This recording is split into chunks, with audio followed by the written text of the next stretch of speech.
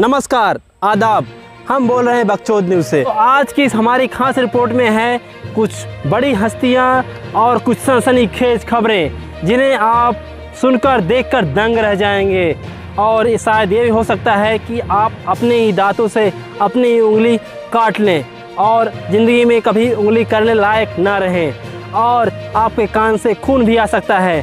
तो कृपया अपना कान बंद रखें। तो चलिए शुरू करते हैं बकचोदी न्यूज़ का सिलसिला। सबसे पहली खबर हम आईपीएल की दिखाएंगे। जैसा कि आप जानते हैं कि आईपीएल की शुरुआत हो चुकी है। हम आपको बता दें कि आईपीएल फ्री में नहीं दिखाया जा रहा है। इस पर इंडिया की पब्लिक बहुत गुस्सा है, खासकर फ्री में बैठे लौंडे। पब्लिक ने कहा कि हमारे साथ जियो, भेड़िया, वोडाफोन ने धोखा किया है। बोल रहे कि हर बार भोसड़ी के तुम लोग फ्री में मैच दिखाते थे, सिर्फ रिचार्ज ही कराना पड़ता था। इस बार रिचार्ज भी कराओ, मेंबरशिप भी लो। ये सब क्या है भोसड़ी के? एक तो कमा नहीं रहे, ऊपर से रिचार्ज करके हम मैच देखें। और अभी अभी आईपीएल से जुड़ी दूसरी खबर आ रही है। हम आपको बता दें कि आईपीएल के स्टेडियम में कोई भी पब्लिक नहीं थी, लेकिन फिर भी क्राउड का आवाज़ सुनाई दे रहा था। आखिर ये आवाज़ कहाँ से आ रही थी? क्या ज़मीन से आ रही थी या आसमान से आ रही थी, या फिर स्टेडियम में आत्माएं बैठी थी जो चिल्ला रही थी? क्या खेलने वाले चिल्ला रहे थे? हमने अपने एक्सपर्ट से सलाह ली तो उन्होंने बोला कि आत्माएं थी, लेकिन हमें तब भी विश्वास नहीं हुआ। लेकिन फिर एक बॉलीवुड सेलिब्रिटी की वीडियो आई। वो हर एक बॉल के बाद फेक क्राउड का साउंड निकालना जरूरी है क्या?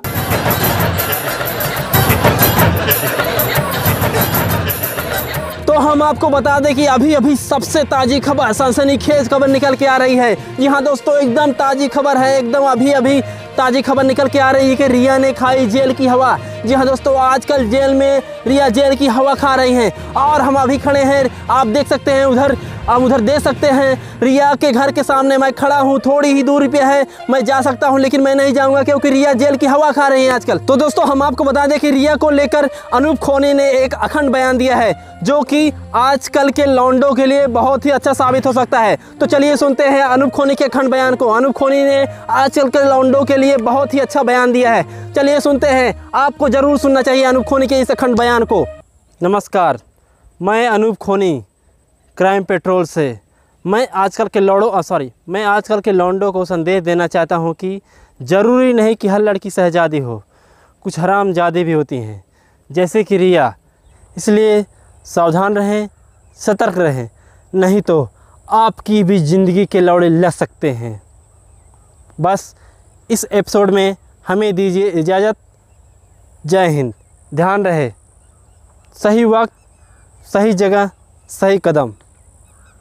जय हिंद। तो चलिए बढ़ते हैं अगले न्यूज़ की तरफ। तो जैसा कि आप जानते हैं लॉकडाउन में सबकी ज़िंदगी झंड पड़ी है और अभी दो लौंडे आ रहे हैं। चलिए उनसे कुछ पूछताछ करते हैं, देखते हैं उनका क्या कहना है आज की सरकार के बारे में। हाँ जी, आपका नाम क्या है? भूपेश। ओके भूपेश जी। भूपेश नहीं सर, भूपेश। ओके भूपेश जी। भूपेश ही नहीं सर, भूपेश। भा भोसड़ी वाला भा। हाँ जी, आप माइक पकड़िए। तो भूपेश जी, जैसा कि हम जानते हैं सरकार अपने लिए दूसरों के लिए बहुत कुछ कर रही है, तो आप सरकार के बारे में कुछ कहें ज़रा। मैं सरकार के बारे में यही कहूँगा, ज़्यादा कुछ नहीं कहूँगा। दुनिया बैठी थी लेके परमाणु और गांड मार गया एक कीटाणु। जब अर्थव्यवस्था के लगने लगे लौड़े तो याद आए सरकार को बेवड़े। अब बताइए, सरकार दारू बेच के अपना पालन कर रही है, मतलब सरकार की भी गांड फट गई। सरकार दारू बेच के पैसा इकट्ठा कर रही है। वाह वाह वाह वाह, क्या बात कही इन्होंने। जैसा कि हम सभी जानते हैं सभी देशों के पास बड़े बड़े परमाणु वाले हथियार है, लेकिन एक छोटे से वायरस ने सबकी मार ली, सबके हथियार धरे के धरे रह गए।